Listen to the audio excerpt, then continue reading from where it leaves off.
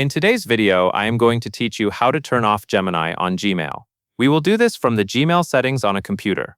The setting you are looking for lives under the General tab, and it is tied to Gmail Smart Features. When you turn this off, it can also disable other tools like Smart Compose and additional personalization features, so keep that in mind before you confirm the change. Start by opening Gmail and making sure you are on your inbox screen. Once your inbox is loaded, look to the top right corner of the page for the settings icon, which looks like a small gear. Click that gear icon to open the Quick Settings panel. In the panel that slides out, find and click the option that says See All Settings. This takes you to the full settings page, where you can control detailed Gmail preferences. Across the top of the settings page, select the tab labeled General. This is where many of Gmail's default behaviors and smart tools are configured.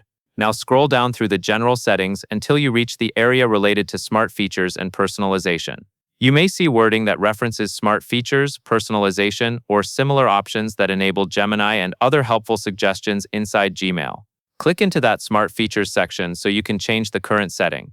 Within that section, you will see a control that lets you turn smart features off. Select the option to disable the smart features setting. Gmail will typically warn you that turning this off affects multiple features, not only Gemini.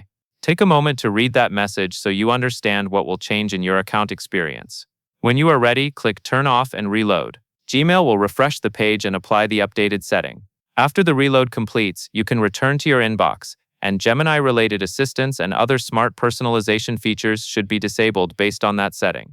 If the change does not appear immediately, refresh the page one more time, or confirm that you changed the setting in the correct account if you use multiple Gmail accounts in the same browser. And that is all there is to it.